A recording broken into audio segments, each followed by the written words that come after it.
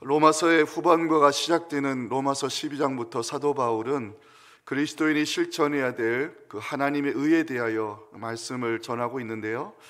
성도는 예수 그리스도를 믿음으로 의롭다함을 받은 자이기 때문에 하나님의 의를 실천하며 사는 것은 구속함을 받은 성도의 마땅한 의무임을 로마서는 강조하고 있습니다.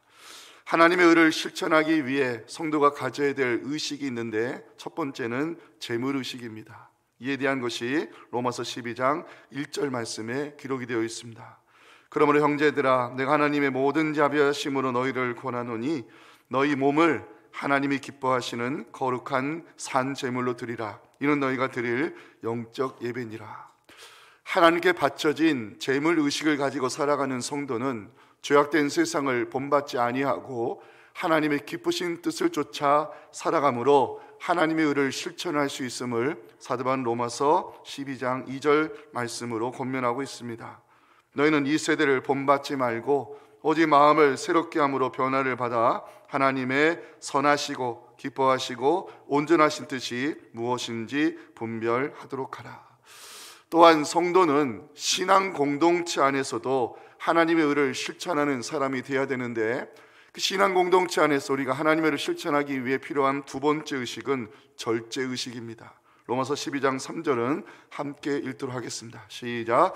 내게 주신 은혜로 말미암아 너희 각 사람에게 말하노니 마땅히 생각할 그 이상의 생각을 품지 말고 오직 하나님께서 각 사람에게 나누어 주신 믿음의 분량대로 지혜롭게 생각하라.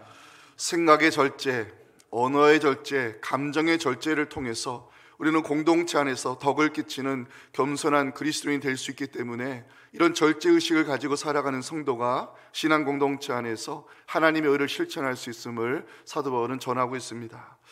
세 번째로 우리가 신앙 공동체 안에서 하나님의 의를 실천하는 성도가 되기 위해 가져야 될 의식이 있는데 바로 지체의식입니다. 로마서 12장 4절과 5절은 지체의식에 대하여 이렇게 말씀하고 있습니다. 우리가 한 몸에 많은 지체를 가졌으나 모든 지체가 같은 기능을 가진 것이 아니니 이와 같이 우리 많은 사람이 그리스도 안에서 한 몸이 되어 서로 지체가 되었느니라.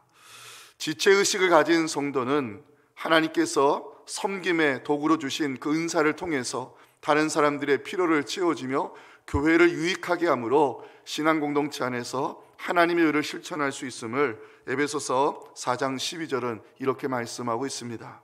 이는 성도를 온전하게 하여 봉사일을 하게 하며 그리스도의 몸을 세우려 하심이라. 마지막으로 우리가 이 공동체 안에서 하나님의 의를 드러내는 좋은 성도가 되기 위해 가져야 될 의식은 하나님 나라 가족 의식입니다.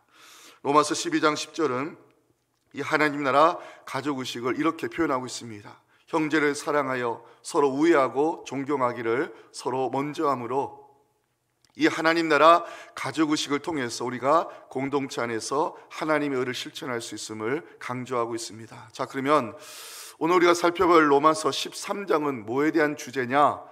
그리스도인이 국가와의 관계 속에서 그리고 이웃과의 관계 속에서 어떻게 하나님의 의를 드러낼 수 있을까? 이 문제를 다루고 있는데요. 먼저 사도 바울은 위에 있는 권세를 인정하고 복종해야 됨을 1절에서 전해주고 있습니다. 각 사람은 위에 있는 권세들에게 복종하라. 권세는 하나님으로부터 나지 않음이 없나니 모든 권세는 다 하나님께서 정하신 바라. 위에 있는 권세에 복종해야 되는 이유, 이 권세는 하나님으로부터 나온 것이고 하나님이 정하셨기 때문입니다. 특별히 국가는 하나님께서 악을 징벌하고 선을 이루기 위해 세우신 기관이라는 사실 사도 바울은 3절에서 전해주고 있습니다. 다스리는 자들은 선한 일에 대하여 두려움이 되지 않고 악한 일에 대하여 되나니 네가 권세를 두려워하지 아니하려느냐? 선을 행하라. 그리하면 그에게 칭찬을 받으리라. 성도가 하나님 세우신 권위와 질서를 따르고 복종이 되는 또 하나의 이유가 있습니다. 위정자들은 하나님의 세우신 사역자들이고 하나님은 저들에게 악을 징벌하고 선을 이룰 수 있는 칼을 쥐어주셨기 때문입니다. 그게 4절입니다. 우리 4절 말씀을 여러분들 한번 읽어주시면 좋겠습니다. 시작. 그는 하나님의 사역자가 되어 내게 선을 베푸는 자니라. 그러나 내가 악을 행하거든 두려워하라. 그가 공연히 칼을 가지지 아니하였으니 곧 하나님의 사역자가 되어 악을 행하는 자에게 진노하심을 따라 보응하는 자니라. 또한 사도 바울은 이웃과의 관계에서 하나님의 의를 실천하는 성도가 되기 위해서는 그 사랑의 빚진 자의 의식이 필요함을 오늘 본문 8절과 9절에서 전해주고 있습니다. 피차 사랑의 빚 외에는 아무에게든지 아무 빚도 지지 말라. 남을 사랑하는 자는 율법을 다 이루었느니라. 간음하지 말라, 살인하지 말라, 도둑질하지 말라, 탐내지 말라 한 것과 그 외에 다른 계명이 있을지라도 내 이웃을 내 자신과 같이 사랑을 하신 그 말씀 가운데 다 들었느니라. 마지막으로 사도 바울은 11절 이하부터 우리의 구원이 처음 믿을 때보다 더 가까이 이르렀다고 하면서 주님의 오심을 우리가 빛의 갑옷을 입고 준비해야 됨을 11절 12절에서 이렇게 알려주고 있습니다. 또한 너희가 이 식을 알거니와 자다가 깰 때가 벌써 되었으니 이제 우리의 구원이 처음 믿을 때보다 가까웠음이라. 밤이 깊고 낮이 가까웠으니 그러므로 우리가 어둠의 일을 벗고 빛의 갑옷을 입자. 주님의 오심을 사모하며 기다리는 성도는 육신의 정력을 끊어버리고 예수 그리스도의 옷을 입고 주님의 오심을 영광스럽게 맞이해야 됨을 오늘 보면 13절 14절 마지막 결론의 말씀으로 제시하는데요, 우리 함께 이 말씀을 읽도록 하겠습니다. 시작. 낮에와 같이 단정히 행하고 방탕하거나 술 취하지 말며 음란하거나 호색하지 말며 다투거나 시기하지 말고 오직 주 예수 그리스도로 옷 입고 정력을 위하여 육신의 일을 도모하지 말라. 그리스도의 옷을 입고 살아가는 성도로서 세상 속에서 이웃과의 관계 속에서 우리가 어떻게 하나님의 의로우심을 드러낼 수 있을까? 본문 속에 함께 답을 찾으며 말씀의 은혜를 나누기 원합니다. 첫째, 하나님의 의를 실천하는 성도가 되기 위해서는요, 하나님이 세우신 질서, 권위와 질서를 따라야 한다는 사실입니다. 먼저 알려드릴 것은 사도 바울은 본문에서 일반화시킬 수 있는 기독교 국가론을 주장하고 있는 것은 아니라는 사실입니다. 신약 성경을 기록한 저자 가운데 어떤 경우에는 국가의 권세에 대한 그리스도의 복종을 권면하고 있지만 다른 경우에는 국가에 대한 저항을 신약의 성경 기자들이 요구하고 있다는 것입니다. 예를 들어서 사도 요한 당시 로마 제국은 황제 숭배 사상을 강요하면서 권력의 칼을 휘둘렀습니다. 초대교회는 마땅히 황제 숭배를 거부하며 저항할 수밖에 없었고 그 과정에서 초대교회는 많은 순교자를 배출할 수밖에 없었습니다. 그런 특수한 상황을 제외하고 그리스도인이 국가의 관계에서 어떻게 하면 하나님의 의를 드러낼 수 있을까? 이 문제를 사도 바울이 다루는데 사도 바울은 먼저 하나님이 세우신 권위와 질서에 우리가 복종해야 됨을 1절 말씀을 제시하고 있습니다. 1절을 함께 읽어주시기 바랍니다. 시작. 각 사람은 위에 있는 권세들에게 복종하라. 권세는 하나님으로부터 나지 않음이 없나니 모든 권세는 다 하나님께서 정하신 바라. 우리 그리스도인들이 왜 위에 있는 권세에 복종해야 될까요? 첫 번째 이유는 그 권세를 하나님이 정하셨기 때문입니다. 위에 있는 권세를 마틴 루터는 권력을 가지고 있는 국가 정부로 해석했습니다. 권세는 사람을 가리키기보다는 하나님이 세우신 국가 기관이라 말할 수 있습니다. 위에 있는 권세에 복종하라는 말씀은 사람에 대한 복종이기보다는 하나님이 세우신 국가의 권위와 질서를 인정하고 따라야 됨을 성경은 말씀하고 있습니다. 이 위에 있는 권세에 복종해야 되는 결정적 이유가 있습니다. 모든 권세는 하나님이 정하셨기 때문입니다. 1절 마지막에 나오는 정하신 바라, 이 단어는요, 원래 군대나 전함을 전투 배영으로 배치시킬 때 또는 어떤 사람을 임명할 때 쓰는 단어입니다. 권세라는 것은 하나님에 의해 정해지고 하나님에 의해 배치되고 하나님에 의해 임명되기 때문에 성도는 하나님이 세우신 이 국가의 권위와 질서를 인정하고 따라야 됨을 우리는 기억할 필요가 있습니다. 두 번째, 그리스도인의 권세에 복종해야 되는 이유는 하나님이 세우신 위정자들은 하나님의 뜻을 이루기 위해 세움받은 사역자들이기 때문에 그렇습니다. 자, 3절 보시면 다스리는 자라는 표현이 나오죠. 우리가 소위 말하는 위정자들인데 왜 하나님이 다스리는 자들을 세웠을까? 3절에 이렇게 말씀합니다. 다스리는 자들은 선한 일에 대하여 두려움이 되지 않고 악한 일에 대하여 되나니. 하나님이 다스리는 자, 위정자들을 세우신 이유는 악을 징벌하는 도구로 세우셨고 그들을 통해서 악을 징벌하심으로 선을 이루기 위한 일꾼으로 하나님이 세우셨다는 것입니다. 특별히 4절 보시면 이 다스리는 자를 성경은 하나님의 사역자로 표현하고 있어요. 우리 4절 말씀도 읽어볼 필요가 있습니다. 시작. 그는 하나님의 사역자가 되어 내게 선을 베푸는 자니라. 그러나 내가 악을 행하거든 두려워하라. 그가 공연히 칼을 가지지 아니하였으니 곧 하나님의 사역자가 되어 악을 행하는 자에게 진노하심을 따라 보응하는 자니라. 우리 교회에서 사역자란 말 많이 쓰죠. 이 사역자란 말이 헬라어로 일꾼, 도구 이런 뜻입니다. 하나님이 위정자들을 세우신 이유, 그들이 하나님을 대신하여 악을 징벌함으로 선을 이루는 일꾼으로, 그리고 이 하나님의 뜻을 이루는 사역자로 하나님이 세우셨다는 것입니다. 4절에 칼이라는 단어가 등장하죠. 하나님이 허락하신 권세를 가리키는 단어입니다. 하나님의 위정자들을 세우시고 그들에게 권세 칼을 쥐어주심은 하나님의 공의와 정의를 이루기 위함입니다. 여기에 그리스도인들이 하나님이 세우신 권위와 질서를 따라야 되는 이유가 있습니다.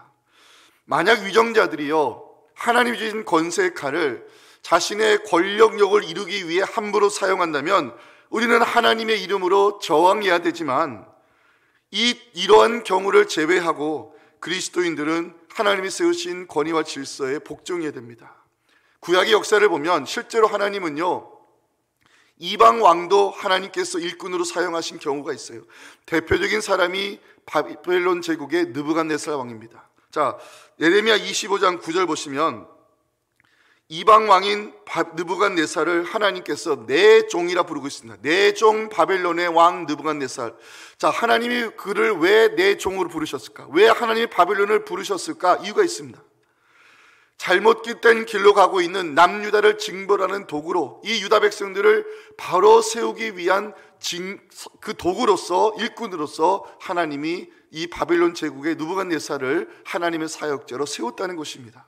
또 하나 하나님의 유다 백성을 포로에서 자유하게 하시고 무너진 성전을 재건하는 일꾼으로서 하나님이 바사의 고레스 왕을 사용했음을 에스라 1장 1절과 2절은 이렇게 기록하고 있습니다.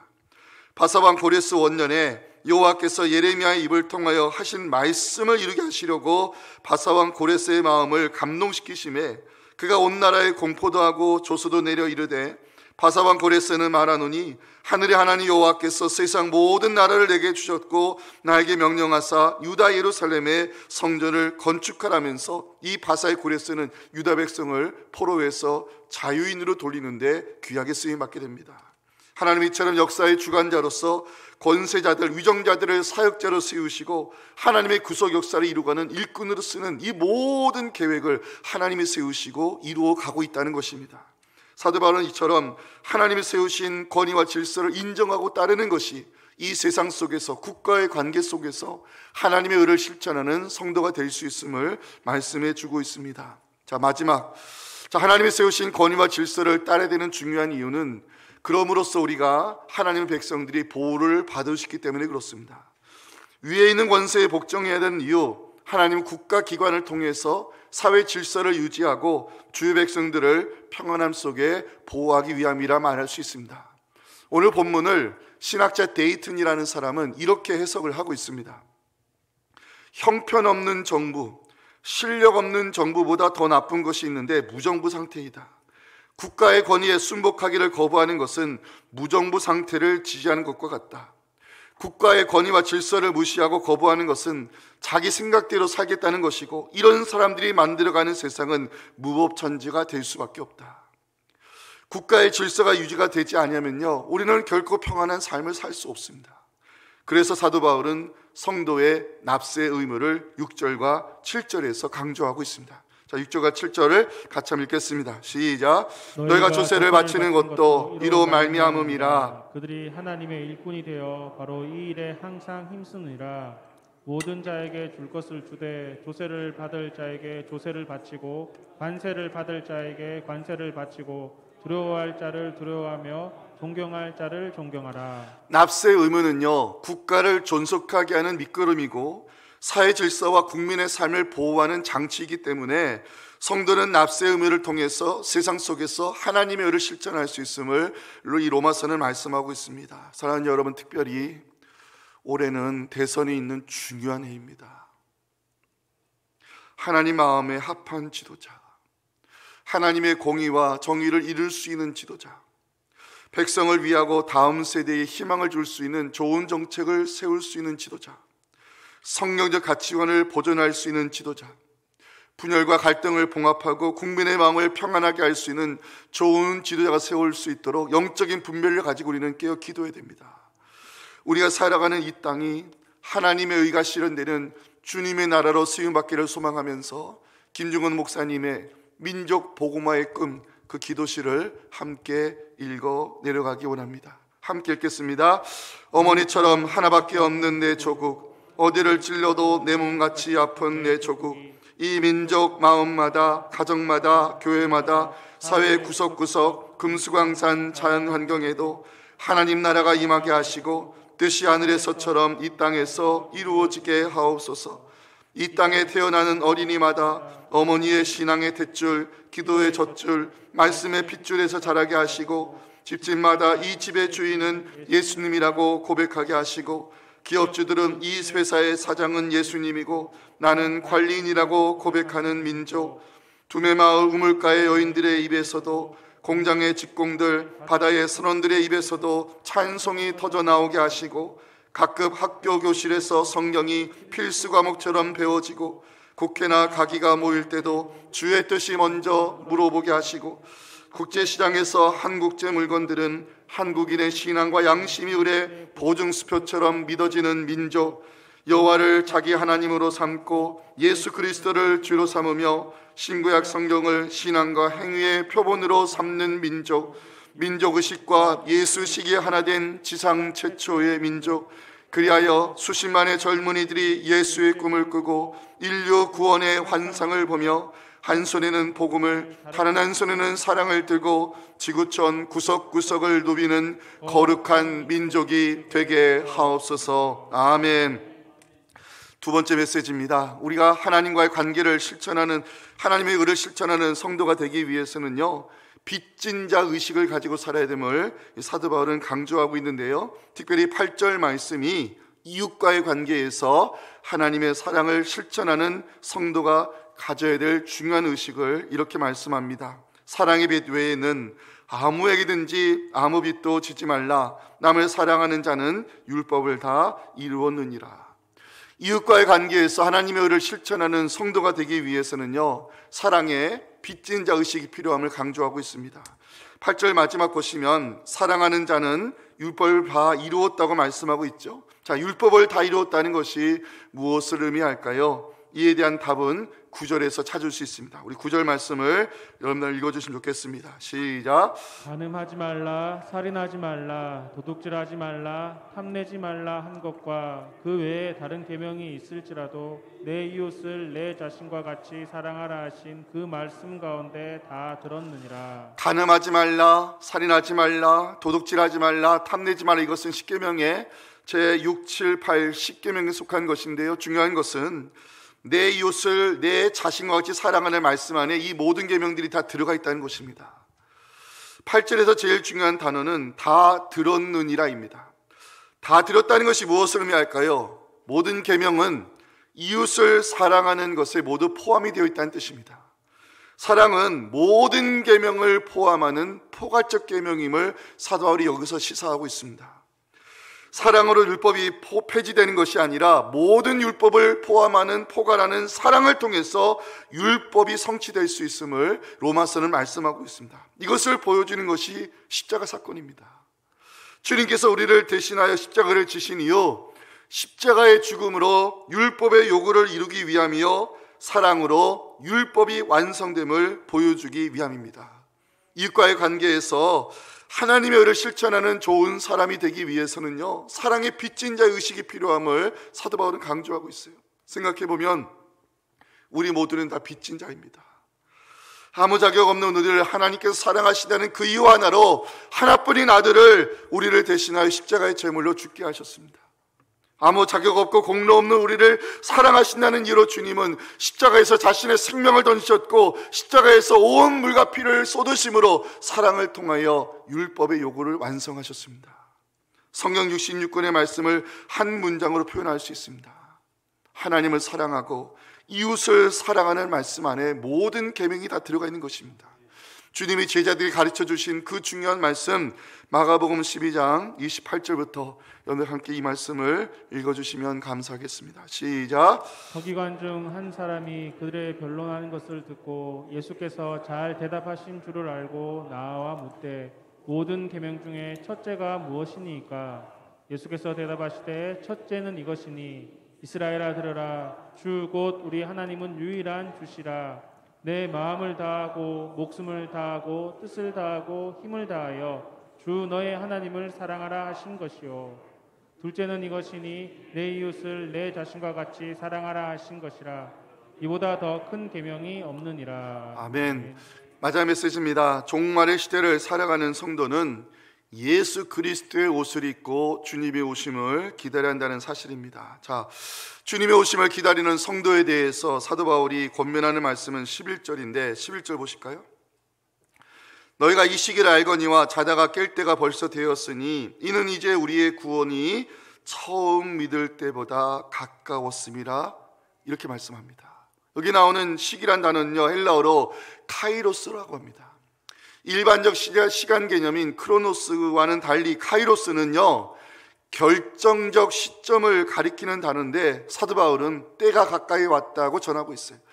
이 11절에 나오는 때는 지정된 시간을 의미하는 단어인데 신약 성경에서는 주로 심판의 때, 추수의 때, 환난의 때를 가리킬 때 이 단어가 사용되었어요.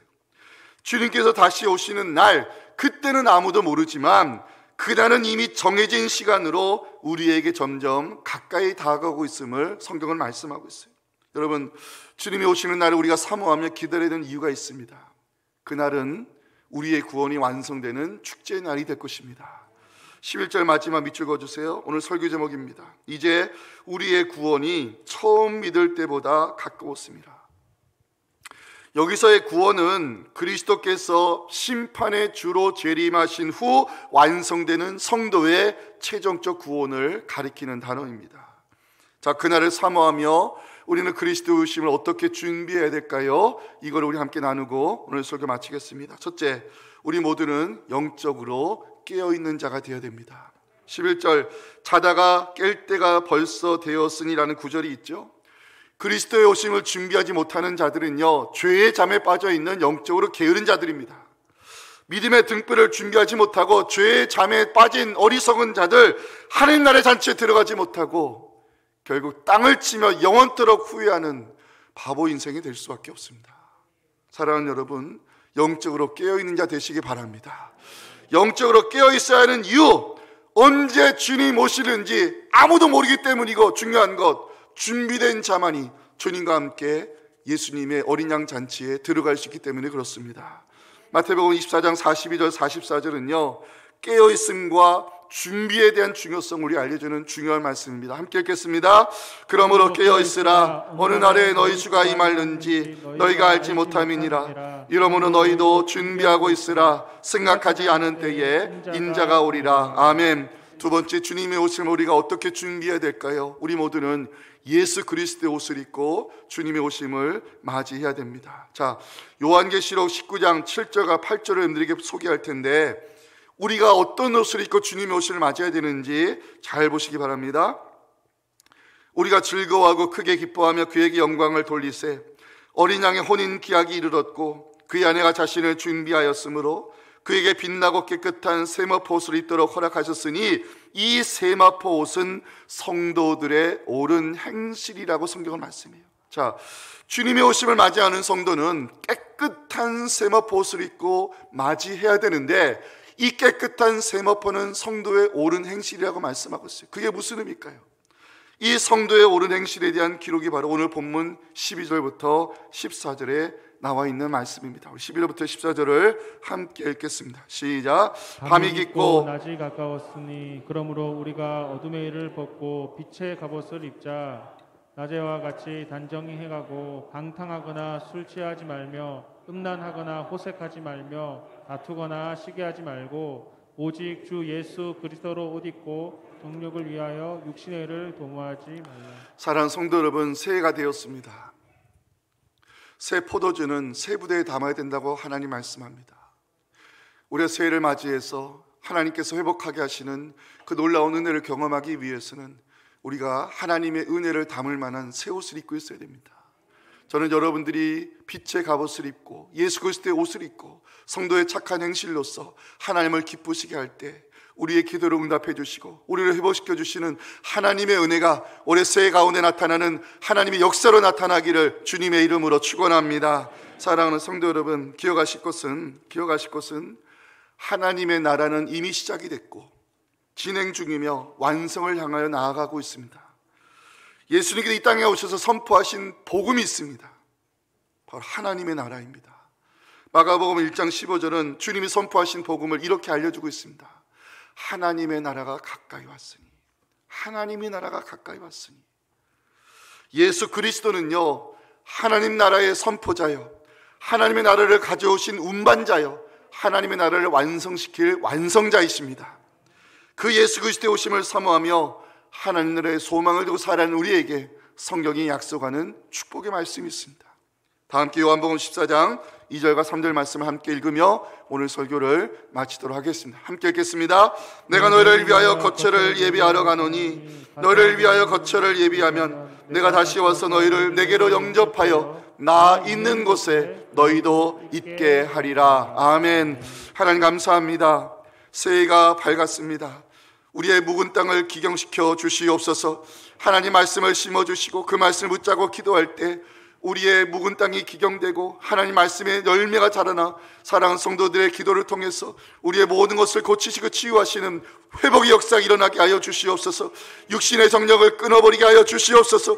어둠의 일을 벗어버리게 하여 주시옵소서. 쓴뿌리를 제거하여 주시옵소서. 예수 그리스도 옷을 입고 성도의 착한 행실을 행하며 살아갈 때 하나님의 놀라우신 선한 역사가 우리의 삶의 현장에 나타나 하나님께 감사드리는 좋은 날들이 새해에는 많아지게 하여 주시옵소서. 예수님의 이름으로 축복하며 기도하옵나이다. 아멘. 지금은 우리의 구원이요 소망이신 예수님의 은혜와 우리 교회를 교회다운 교회로 세워가실 아버지 하나님의 크신 사랑과 성령의 역사하심이 오늘 새해 신년 둘째 주일 주신 이 귀한 메시지를 마음속 깊이 새기며 이제는 육신의 정력을 벗어버리고 예수 그리스도의 옷을 입고 착한 행실을 통하여 하나님을 기쁘시게 하며 그리스도의 사랑을 실천하기 원하는 우리 사랑하는 모든 성도들의 귀한 가정의 기도 제목과 자녀들의 신앙과 겨울 사역 위에 지금부터 영원토록 함께 하시기를 간절히 축원하옵나이다. 아멘.